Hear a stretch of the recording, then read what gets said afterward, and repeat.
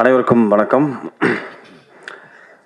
இந்த ஒரு ஸ்டார்ட் பண்ணும்போது சொன்னார், ஒரு வாழை இலையில் வந்துட்டு வெறும் சிப்ஸு கேசரி வச்சுட்டு எங்களை பிகினிங்கில் பேச சொன்னாங்கன்னு. இப்போ நான் வந்து நிற்கிற இடம் எங்கே இருக்குன்னா, வாழை இலையில் எல்லோரும் தின்னு முடித்து மூடி அதை கிழிச்சு விட்டு அதை பொறுக்கிற தருணத்தில் தான் நான் இருக்கேன். ஏன்னா எல்லாத்தையும் பேசி முடிச்சிட்டாங்க.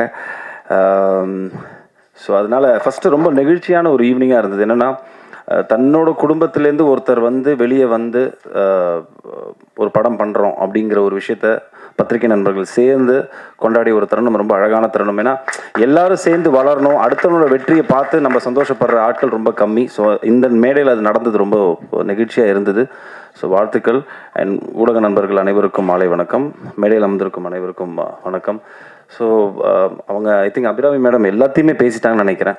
படத்துக்கு என்ன தேவை, இந்த மேடைக்கு என்ன தேவையோ அது ரொம்ப அழகாக பேசிட்டாங்க. ஸோ நான் 2-3 விஷயங்கள் மட்டும் பேசிட்டு அப்படியே முடிச்சுக்கிறேன். என்னை பொறுத்த வரைக்கும் இவங்க என்னை இன்ட்ரடியூஸ் பண்ணும்போது சொன்னது என்னென்னா, கதையின் நாயகனாக என்னென்ன. பட் என்னோடய கெரியரில் நான் இவ்வளோ படங்களில் நிறைய படங்களில் நான் வந்துட்டு ஒரு கதையின் நாயகனாக தான் இருந்திருக்கேன். பிகாஸ் எண்ட் ஆஃப் த டே ஒரு படத்தோட கண்டென்ட் தான் ரொம்ப முக்கியமாக இருக்குது. எஸ்பெஷலி இப்போ இருக்கிற லாஸ்ட் 5 இயர்ஸ் சினிமா ரொம்ப மாறினதுக்கப்புறம் அந்த படத்தோட கண்டென்ட் தான் ஆடியன்ஸ் ரொம்ப கிளியராக பார்க்குறாங்க. ஸோ படம் ரிலீஸுக்கு முன்னாடி படத்தோட பட்ஜெட் தான் அதை பெரிய படமாக சின்ன படமாக டிசைட் பண்ணுது. ரிலீஸுக்கு அப்புறம் அந்த கண்டென்ட் தான் வந்துட்டு ஆக்சுவலாக வந்துட்டு அதை பெரிய படமாக மாற்றுது. ஒரு சின்ன படம் கூட வந்துட்டு பெரிய லெவலில் நல்ல கண்டென்ட்டோடு இருந்துச்சுன்னா அது பலது சம்பாதிக்கிற போது அது வந்து பெரிய படமாக மாறுது. ஸோ அதுக்கு இப்போ ரீசெண்ட் எக்ஸாம்பிள் நிறையா படங்கள், சின்ன படங்கள் நிறையா வந்து பெருசாக போயிருக்கு. ஸோ அப்படிப்பட்ட ஒரு விஷயமாக தான் நான் இந்த once upon a time in மெட்ராஸை பார்க்குறேன். என்கிட்ட ஒரு பிரசாத் வந்து கதை சொல்லும்போது, நான் ஆக்சுவலாக மற்ற எந்த எபிசோடுமே கதை கேட்கல, என்னோடய ஒரு எபிசோட் மட்டும்தான் கேட்டேன்னா. பட் கேட்ட உடனே ஒரு சில கதைகள் மட்டும்தான் நம்மளுக்கு தெரியும். எனக்கு அது எங்கே தோணுச்சுன்னா, எம்டன் மகன் நான் கேட்கும்போது அது தோணுச்சு. எனக்கு பட்டியல் கேட்கும்போது தோணுச்சு. பளிச்சுன்னு ஒரு விஷயம் ரொம்ப கிளியராக நம்மளுக்கு படும். ஏதோ ஒரு புதுசாக இருக்குது இந்த படத்தில், இந்த கதையில். ஸோ அப்படி தான் எனக்கு இந்த once upon a time Madras கேட்கும்போது என்னோடய எபிசோட் ப்ளஸ் என்னோடய கதாபாத்திரமே ரொம்ப புதுசாக இருந்தது. ப்ளஸ் சம்திங் ஏதோ ஒன்று புதுசாக இந்த ஆள் பண்ணி வச்சுருக்காரு அப்படின்னு தோணுச்சு. ஸோ அந்த அடிப்படையில் தான் நான் அந்த அடுத்த 3 கதைகள் வந்துட்டு என்னென்னு பேசிக்கான விஷயங்களை மட்டும் கேட்டேனே தவிர வந்துட்டு உள்ளே போய் இந்த கதையில் வந்துட்டு மற்ற கதைகள் எனக்கு சொல்லுங்கன்னு நான் கேட்கல. பட் டைரக்டர் சொல்லும் போதே அவர் மேலே ஒரு நம்பிக்கை இருந்தது. இந்த கிராஃப்டை ரொம்ப கரெக்டாக இருந்தால் பண்ணிடுவாருங்கிற நம்பிக்கை எனக்கு இருந்தது. அதே மாதிரி நான் படம் பார்த்துட்டேன். கண்டிப்பாக உங்கள் எல்லாருக்குமே ஒரு தரமான ஒரு படமாக இருக்கும். இது எவ்வளோ பெருசுக்கு போகுது, இதை நீங்கள் வந்துட்டு எப்படி கொண்டாட போகிறாங்கிறது ரிலீஸுக்கு அப்புறம் தான் தெரியும். பட் நல்ல ஒரு தரமான படம் பண்ணியிருக்கோம். ரெண்டாவது, இந்த மொத்த டீம்லேயுமே வந்துட்டு ஒரு பெரிய ஒத்துமை என்னென்னா, நான் அப்படியே யோசிச்சுட்டு இருந்தேன். இங்கே இருக்கிற ஆர்டிஸ்ட்டாக இருக்கட்டும், இந்த ப்ரொடியூசர்ஸாக இருக்கட்டும், யாருக்குமே எந்த பின்புலனுமே இல்லாமல் ஸ்க்ராட்ச்லேருந்து வந்து கஷ்டப்பட்டு சினிமாவில் ஏதோ ஒரு விஷயத்தை நம்ம பிடிக்கணும், ஒரு இடத்த பிடிக்கணும்னு இருக்கக்கூடிய நபர்களாக தான் நான் பார்க்குறேன். இப்போ இவங்க எல்லாருமே இருக்கட்டும், எல்லாருமே மேடையில் இருக்கிற எல்லாருமே இருக்கட்டும், 0லேருந்து ஆரம்பித்து சினிமாவில் நம்ம அடுத்த லெவலுக்கு போகிறதுக்கு என்ன பண்ணணும்னு டெய்லி யோசிச்சுட்டு இருக்கக்கூடிய கேரக்டர்ஸாக தான் எல்லாருமே இருக்காங்க. ஸ்டார்டிங் ஃப்ரம் லெஃப்ட் டு அந்த கார்னர் வரைக்கும்.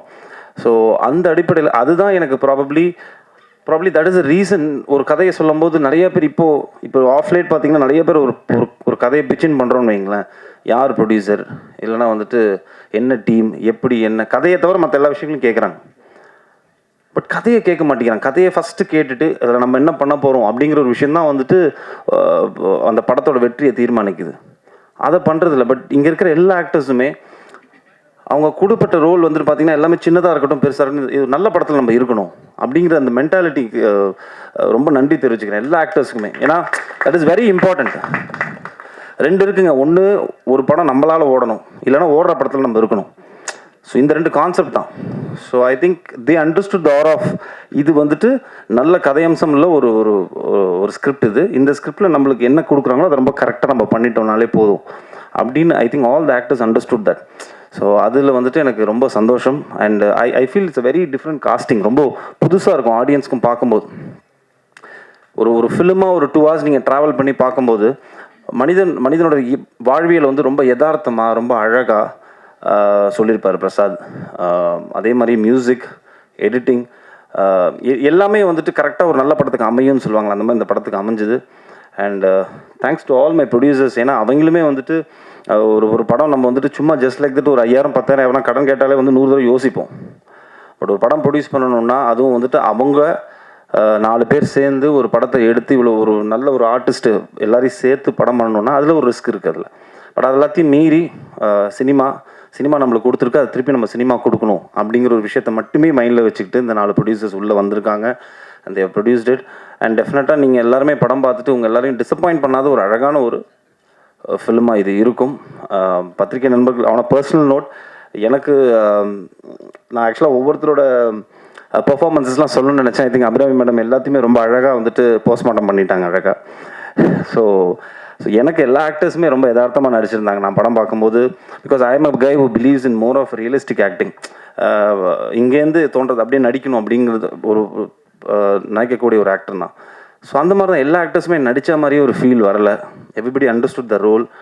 And so congratulations to all the actors and the DOP and the team.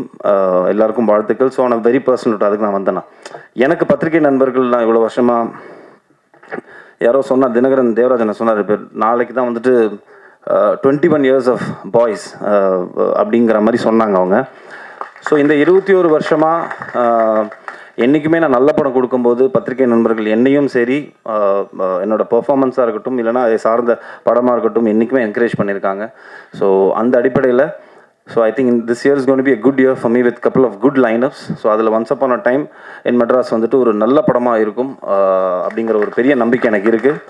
So ஊடக நண்பர்களோட சப்போர்ட் ப்ளஸ் அஃப்கோர்ஸ் ரசிகர்களோட சப்போர்ட் என்றைக்குமே இருந்திருக்கு. ஸோ கண்டிப்பாக பாருங்கள். ஸோ டேட்டு வந்துட்டு அவர் ஆனந்த் சார் அனௌன்ஸ் பண்ணுவார். உங்கள் எல்லாரோட ஆதரவு வந்துட்டு இந்த படத்துக்கு வேணுங்கிறத கேட்டுக்கிட்டு thank you so much for coming. It was a lovely evening. ரொம்ப நல்லா இருந்தது. தேங்க்யூ. தேங்க்ஸ்.